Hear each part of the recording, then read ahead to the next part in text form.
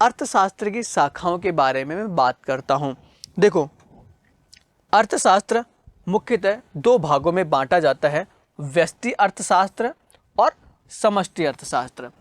मैं अगर सही बात बताऊं, ये जो अर्थशास्त्र हम लोग अब पढ़ रहे हैं, अभी तक हम लोगों ने बात करी हिस्ट्री की, यानी कि इतिहास की, कि हमसे पहले जो पुराने अर्थशास्त्री थे वो किस प्रकार से सोचते थे, 18वीं शताब्दी में क्या हुआ, उसके बाद में डेवलप होते होते जो लोगों के सोच विचार थे अर्थव्यवस्था को लेके वो 19वीं शताब्दी में किस प्रकार चेंज हुए, 19वीं शताब्दी के बाद में 20वीं शताब्दी ने अर्थशास्त्रियों ने किस प्रकार से सोचना स्टार्ट किया।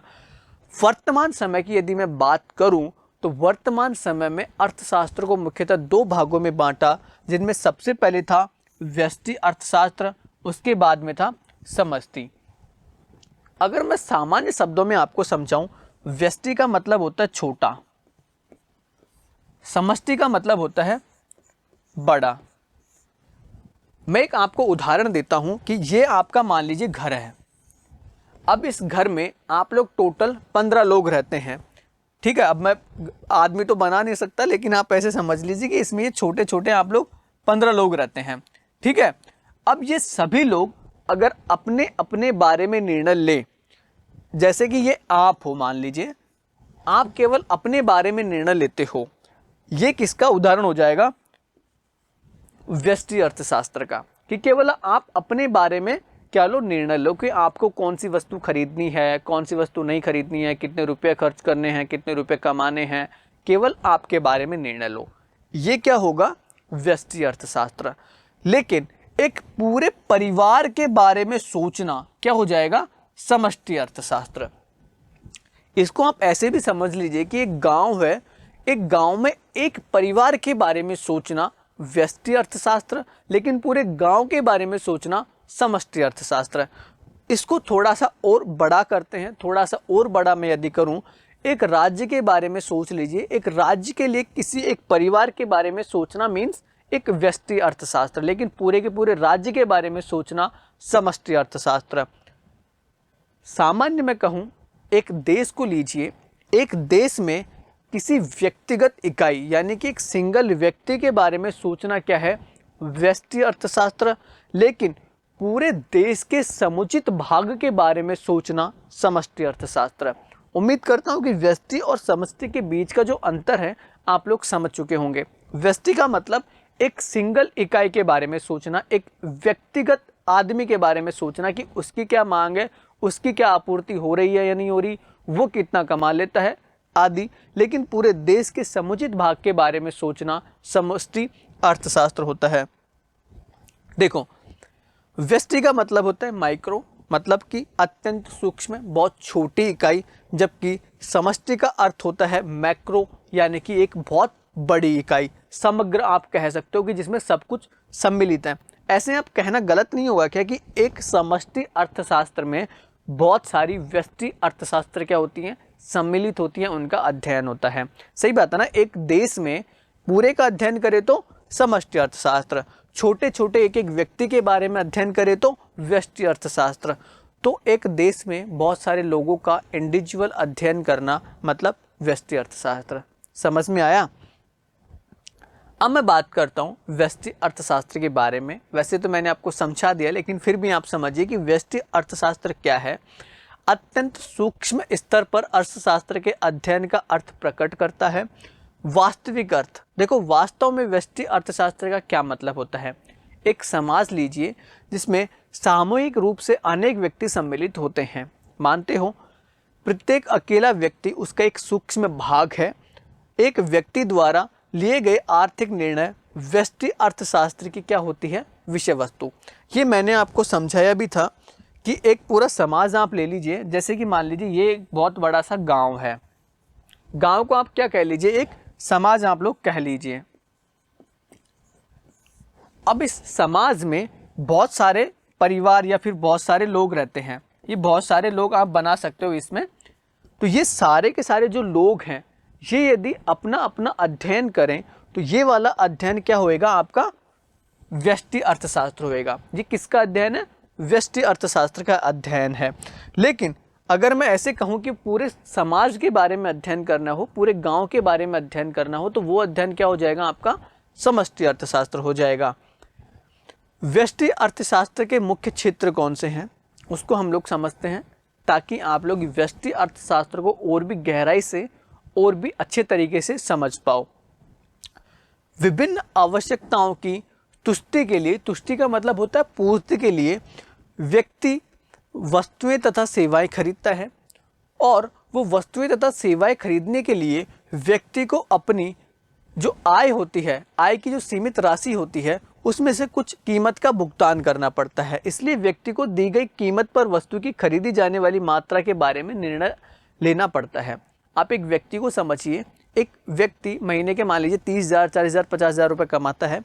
वो अपनी व्यक्तिगत आवश्यकताओं की पूर्ति के लिए किसी वस्तु पर कितने रुपए खर्च करेगा, इसके लिए वो क्या करेगा, निर्णय लेगा कि मेरी आवश्यकता कितनी है, मुझे ये 20 चीज़ें खरीदनी है, मेरी जो कमाई है मैं कौन सी वस्तु पर या कौन सी आवश्यकता पर कितने पैसे खर्च करूँगा।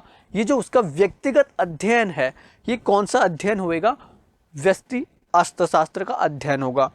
उसके बाद में एक व्यक्ति विक्रेता के रूप में वस्तुओं तथा सेवाओं का विक्रय भी करता है, जहां उसे दी गई कीमत पर वस्तु की आपूर्ति की मात्रा के बारे में निर्णय लेना पड़ता है।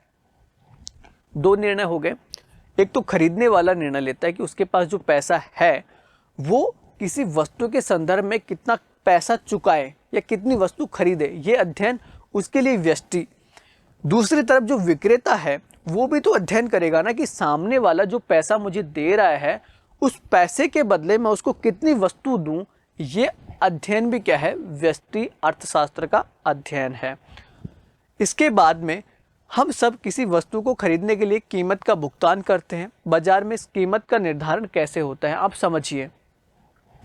आप बहुत सारी वस्तुएं खरीदते हैं, हर वस्तु की कीमत निर्धारित होती है कि इस वस्तु की कीमत 20 है, 50 है, बाजार में निर्धारित भी होती है। ये कैसे होती है, ये होती है अर्थशास्त्र के अध्ययन से कि उस अर्थव्यवस्था में लोगों की क्या मांग है, और जितनी मांग है क्या उतनी पूर्ति है। ये मांग और पूर्ति का जो नियम है अर्थशास्त्र में, हम लोग उसको आगे बहुत अच्छी तरीके से समझेंगे। अभी सिर्फ आप इतना समझ लीजिए कि बाजार में उस वस्तु के कितने खरीदार हैं और बेचने के लिए वो वस्तु कितनी उपलब्ध है। इन दोनों का यदि आप तुलनात्मक अध्ययन करो तो उससे उसकी कीमत का क्या होता है, निर्धारण होता है। इसके अध्ययन को हम लोग क्या कहते हैं, व्यष्टि अर्थशास्त्र का अध्ययन कहते हैं। किसी वस्तु का उत्पादन करने के लिए एक व्यक्तिगत उत्पादक को निर्णय लेना पड़ता है कि वह उत्पादन के विभिन्न साधनों को किस प्रकार संयोजित करे। वही बात है कि यदि एक व्यक्ति एक आप ऐसे कर लीजिए कि एक व्यक्तिगत इकाई, एक कंपनी ले लीजिए जिसकी एक फैक्ट्री है, वो भी तो एक बड़े समुच्चय के लिए क्या है, एक छोटी सी इकाई है।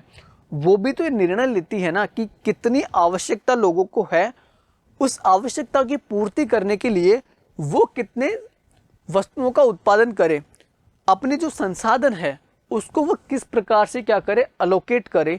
ये अध्ययन उसके लिए क्या है, व्यष्टि अर्थशास्त्र का अध्ययन है। इसके बाद में हम लोग समझते हैं समष्टि अर्थशास्त्र को। समष्टि अर्थशास्त्र वैसे तो मैंने आपको बता दिया कि एक बड़े समूह का अध्ययन करना जिसमें बहुत सारी छोटी छोटी क्या हो, व्यष्टि हों। एक समुच्चय देश के बारे में आप अध्ययन करिए, एक राज्य के बारे में अध्ययन करिए, एक समाज के बारे में आप अध्ययन करिए, वो सारा क्या है, एक समष्टि अर्थशास्त्र का क्या है, अध्ययन है।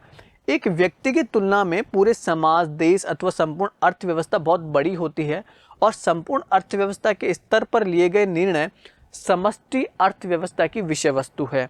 ये मैंने पहले भी आपको बताया था कि यदि आप एक समाज में हो और आप सिर्फ और अपने बारे में निर्णय ले रहे हो तो वे व्यष्टि अर्थव्यवस्था का अध्ययन हो जाएगा। लेकिन यदि पूरे समाज के बारे में अध्ययन लेना हो, जैसे पूरे देश के बारे में अध्ययन लेना है, कोई निर्णय लेना है, तो ये क्या हो जाएगा, समष्टि अर्थव्यवस्था का अध्ययन करना हो जाएगा। समष्टि अर्थव्यवस्था की क्या हो जाएगी, विषय वस्तु हो जाएगी। इसके एक उदाहरण दीजिए। सरकार पूरे देश का प्रतिनिधित्व करती है, एक व्यक्ति का नहीं। ये सबसे महत्वपूर्ण उदाहरण है। आप एक बार सरकार के द्वारा लिए गए निर्णय देखिए ना, आप राज्य सरकार देख लीजिए, केंद्र सरकार देख लीजिए, वो कोई भी निर्णय लेगी, कोई एक व्यक्ति के लिए तो नहीं लेगी ना। अगर वो ये निर्णय लेती है कि आज से इतना टैक्स लगेगा, बिजली की जो रेट होगी वो इतनी होगी, वो किसी एक व्यक्ति के लिए निर्णय नहीं लेते हैं, वो जो निर्णय लेते हैं पूरे समाज के लिए लेते हैं। तो सरकार के द्वारा जो निर्णय लिए जाते हैं पूरे देश भर में, पूरे राज्य भर में, वो किसका उदाहरण है? समष्टि अर्थशास्त्र का ही क्या एक उदाहरण है, उसका अध्ययन है। इसके बाद में हम लोग बात करते हैं सरकार द्वारा लिए गए निर्णय संपूर्ण समाज की समस्याओं को हल करने के लिए होते हैं।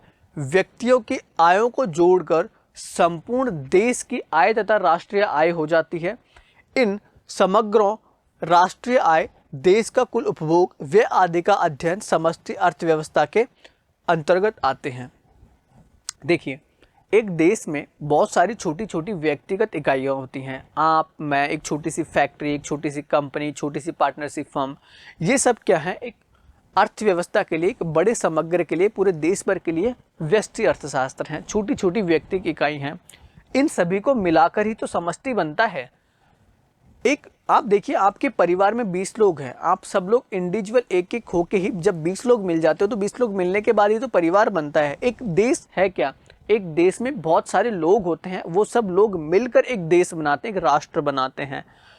तो इन सब लोगों के बारे में समुच्च अध्ययन करना, इनकी आवश्यकताओं के बारे में अध्ययन करना, इनकी समस्याओं को हल करने के बारे में अध्ययन करना, ये सब क्या है? समष्टि अर्थशास्त्र का अध्ययन है।